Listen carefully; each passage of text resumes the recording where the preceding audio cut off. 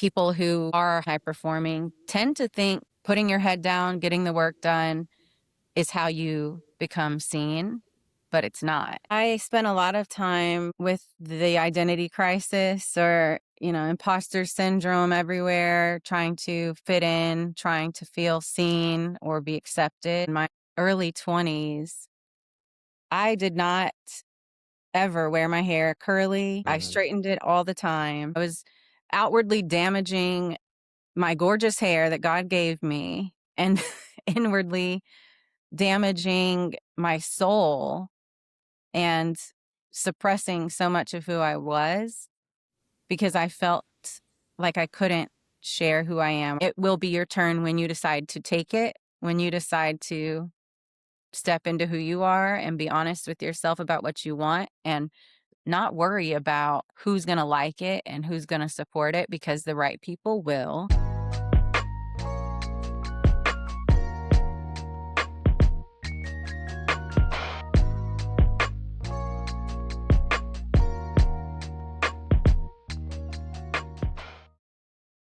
Today, I'm talking to Brittanni Hendricks. She's a coach, an author who works with high performers who are doing strong work but keep getting passed over. The people everyone relies on, but nobody sees their leadership material. She built that work because she lived it. What we're going to get into is the stuff underneath it. This is a conversation about what changes when you stop performing and compete and start telling the truth. Welcome to the Midlife Remix. Thank you for having me, Stephen. I appreciate being here. Take me back to your childhood, your household that you grew up in. What were the unspoken rules about how things worked? I noticed a lot of different identity concerns or issues that I had being biracial. I have a father who's Black and a mother who's white. And so I think there's many layers to how I grew up being not Black enough or not white enough and trying to find where I fit in. And I grew up with my half brothers at that time, also not ever separating that they were half brothers. I mean, I grew up with them my entire life. So people outside of the home would see us like, how is that your brother? They don't look like you.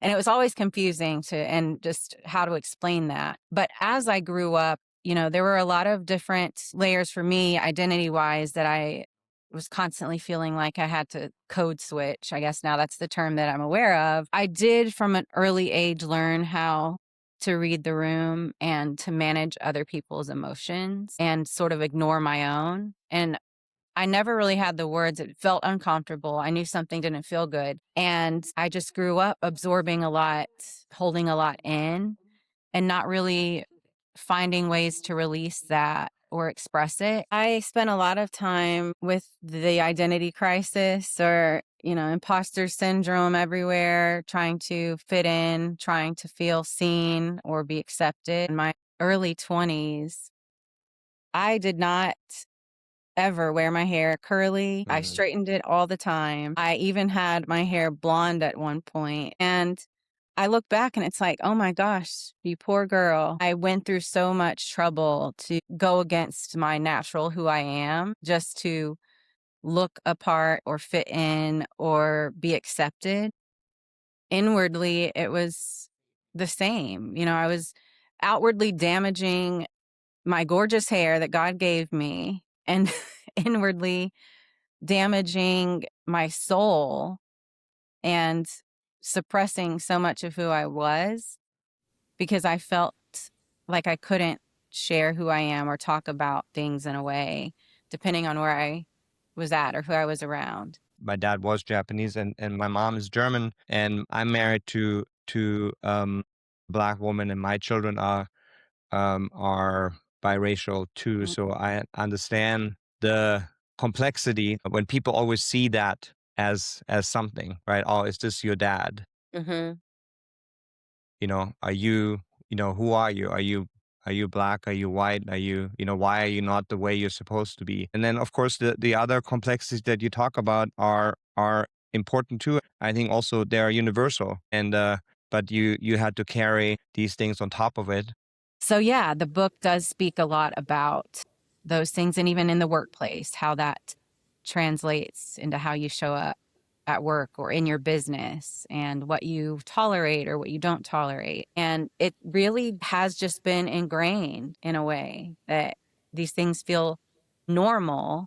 And that's a lot about also what I write in my book, is just finally finding the clarity of who you are, the courage to be who you are, and that emotional integrity of how you show up.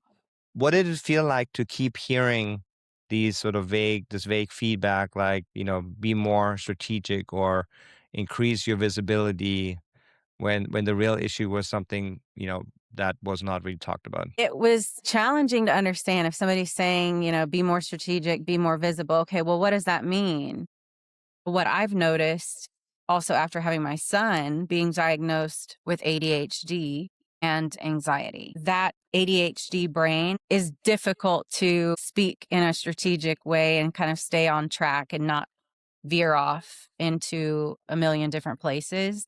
And that may have gotten in the way. And it doesn't mean I wasn't thinking strategically. It just meant it's difficult to follow where you're going in a conversation. And the work was always done. That was never the issue. After being diagnosed and learning more about it, it made a lot more sense. And so I do feel now it is a superpower that, you know, I am able to have lots of conversations throughout the day, do many different things, and manage my distractions, but I'm still able to get things done.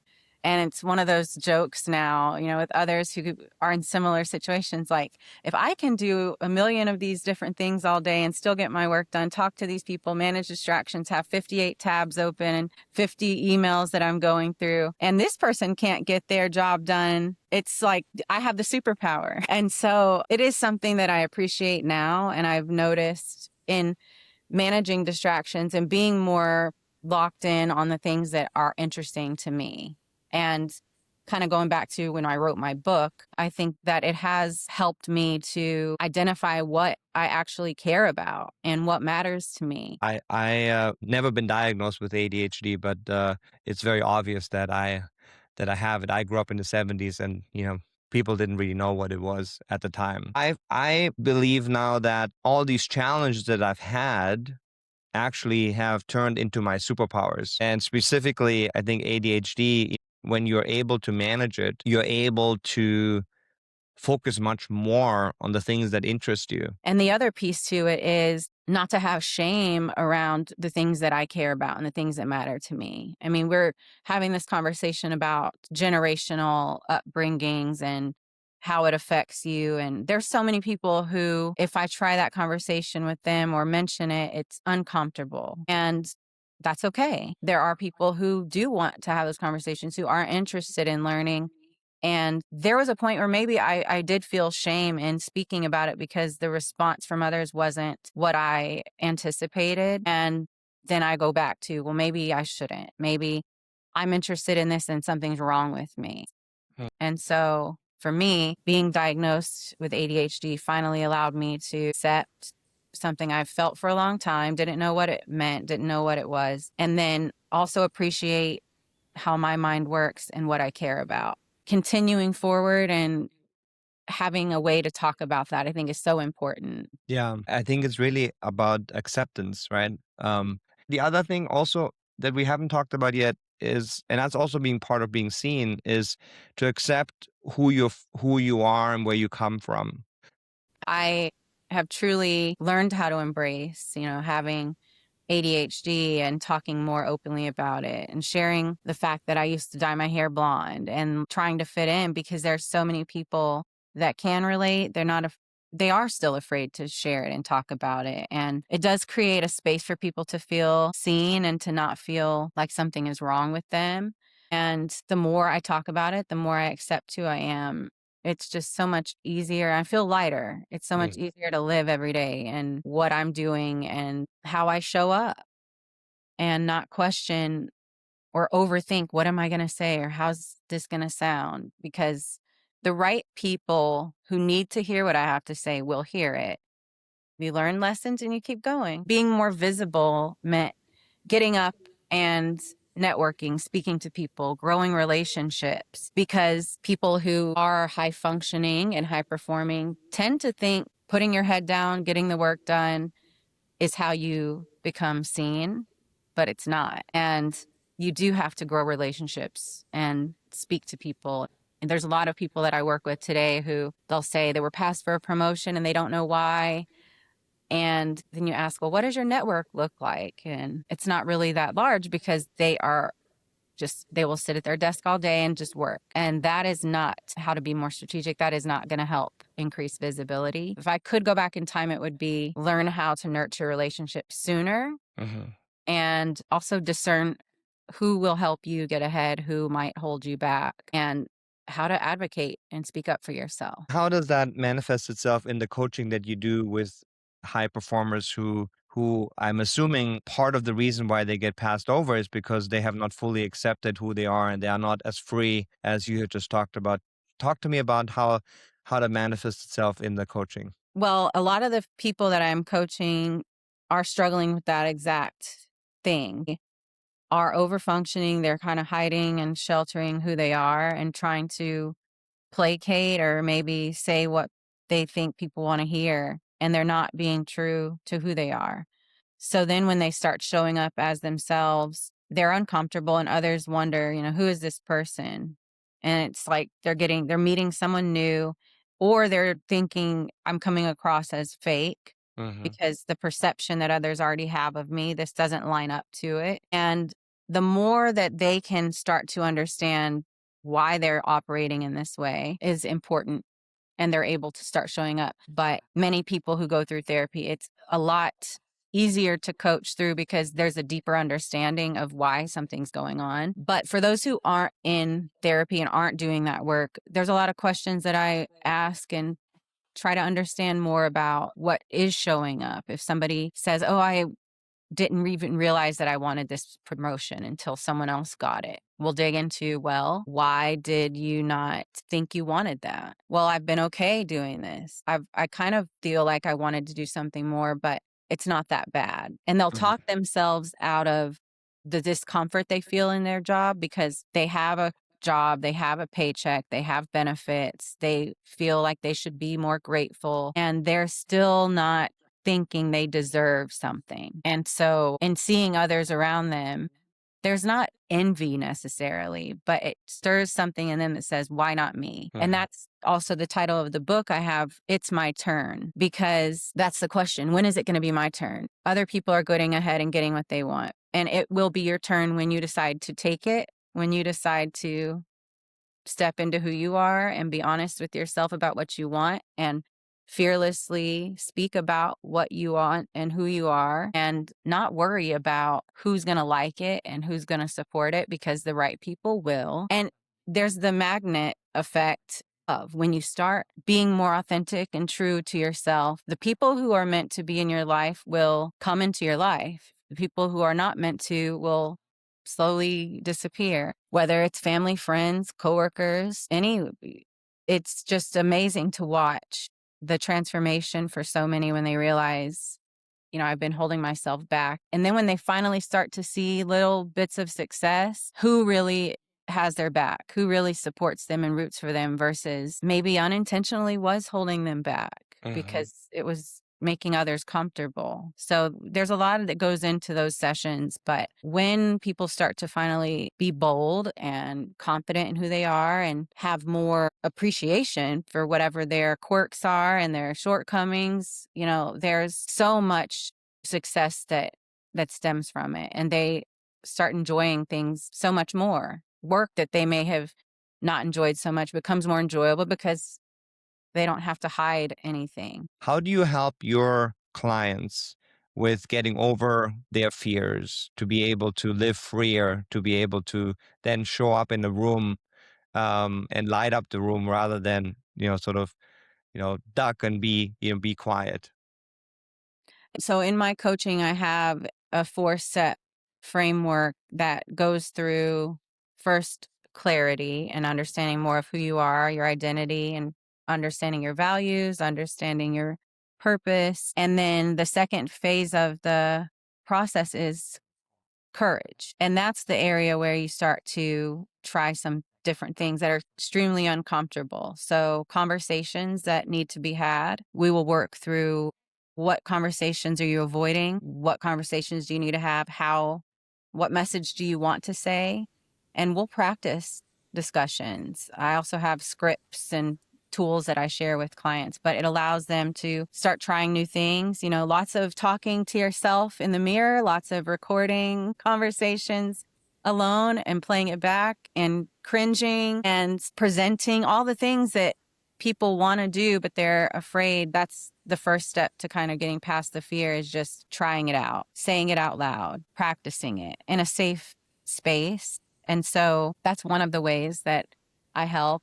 And another is just, a lot of journaling. A lot of people that I work with, they have not journaled before. It's not something that is interesting to them. But once they start truly writing out how they feel and then even reciting it, there's one of the things I love to do is go back and have somebody read to themselves something that they wrote 30 days ago. And that awareness and that feeling as they read it allows for them to see and even hear themselves, this person that was afraid, and how this was written or how this was said. Whether you journal or you just do a voice recording or a video, going back and playing that or reading it is so powerful. And it's in that moment you can see a transformation. Just within 30 days, the person who wrote that or said that or recorded that is not the same. And that really helps to accelerate pushing past fear. What are some examples of things that people are most afraid of? Some are most afraid of being found out they don't belong. So that's, one of the things I hear is someone's going to find out that I'm not supposed to be in this job. Or I have another client who I'm afraid what's going to happen if I make more money or if I go to that next level. They're afraid of success Mm-hmm. because they know what their life was like before. Mm-hmm. And they're afraid, first of all, that they won't be able to sustain it. And their pressure to, you're at that level now, you have to sustain it. Or I'm going to slide back into some old bad habits because I have that success now. So there's a fear of being who I used to be or being found out that I don't belong. Well, if you think about where you're at right now versus where you were 5 years ago, did that fear exist then? Usually it did. And you're somehow here now and that didn't happen and it's not happening. Or if it is something that you see old habits slipping in or ways of thinking, you're able to catch it and name it and do something about it. I think a lot of people, they see you for who you are in that moment as you're showing up and what you're saying and how you look and the presence that you're bringing. They don't see what's beneath the surface. They do not know the experiences that have come in. And so there are a lot of people early into working with me who want others to know how hard they've worked and how much time they've put in and all the great accomplishments that they have. But that's not realistic unless you can put it on your resume, put it on LinkedIn, fine. But when you are in a conversation with someone or in a room where a decision's being made and you're being considered for something or not, you don't have time to go through your entire life story. They're seeing what's here. And when you can really appreciate all the things that have gone on beneath the surface, to then show up as this strong, confident, hardworking, persistent, incredible human, that's what they need to see. The final thing I want to ask you is what are two things someone who's listening today can begin doing now if they're navigating similar challenges or transitions that you have? First thing would be to journal it, write it, name it, say it, record it, talk to yourself. I've had a lot of conversations with myself, and be careful who you talk with, just because not everyone will listen to you with the same level of care Mm-hmm. that you listen to yourself with, and to be more patient with who you really are versus who you think others want you to be. And whatever feelings of discomfort, trust that that feeling is there for a reason. Don't ignore it. Try to find understanding and stay true to the things that make you happy and the things that excite you and bring you joy, rather than trying to make sense of the things that bring you pain and are not understood. Yeah, I think that's really great advice for people to get started on. Thank you for coming on the Midlife Remix to share your story, to be vulnerable with me and with my listeners.